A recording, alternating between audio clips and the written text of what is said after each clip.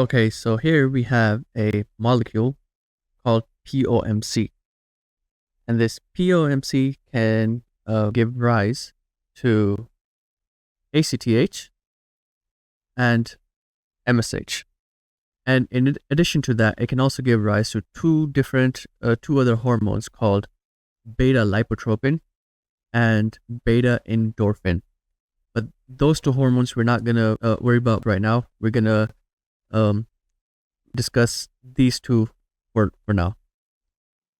So, POMC, what cell synthesizes this? This is located in the anterior pituitary. And what synthesizes the POMC?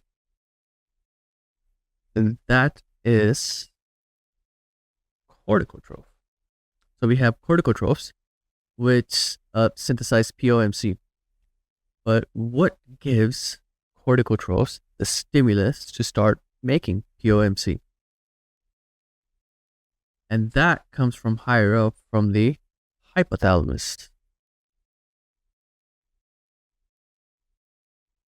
So in hypothalamus, there's a nucleus right here called the paraventricular.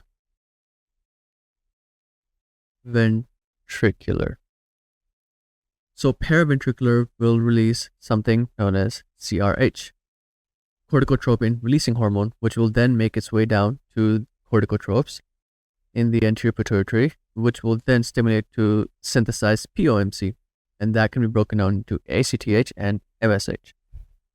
But now, what is stimulating the paraventricular nuclei here to release the CRH? And that is stress. Stress is a very potent stimulator for stimulating the paraventricular to release the CRH. What are some of the other things that stimulate it? We have sleep. Actually, not sleep. When you wake up.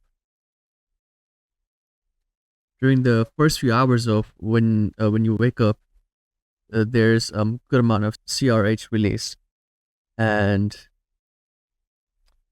lastly there is hypoglycemia.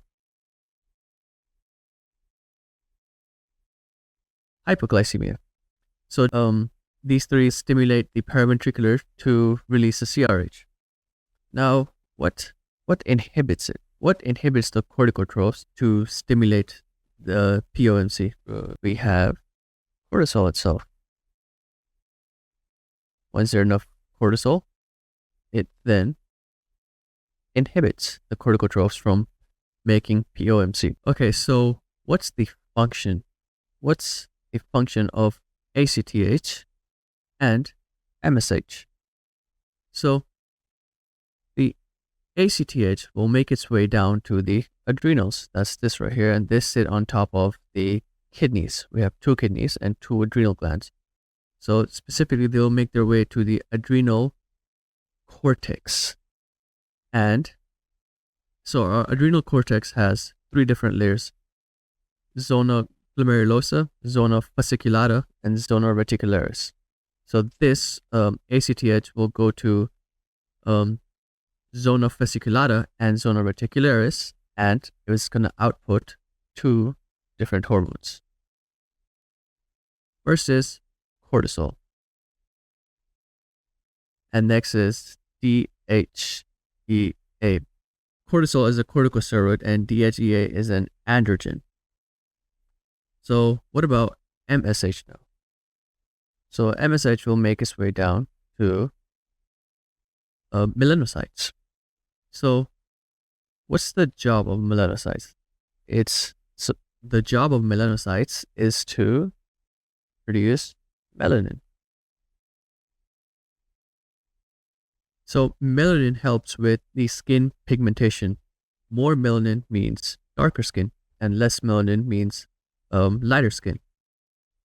So let's take this person here. This person is suffering from something known as Cushing's disease.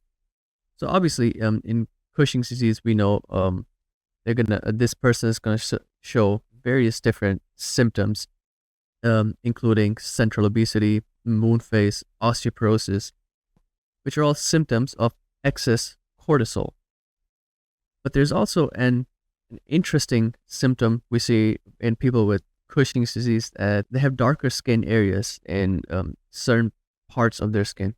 Now, why is that? So we know in Cushing's disease there is excess of ACTH, right? Now let's backtrack. So we know in order for us to get ACTH, we need to synthesize POMC, right? And as a side effect, that leads to increase in MSH as well. So therefore, leading to increase in melanin. Thank you very much for watching this video. And if you found it helpful, make sure to like and subscribe and share with someone who might be struggling in this topic. Go make their day.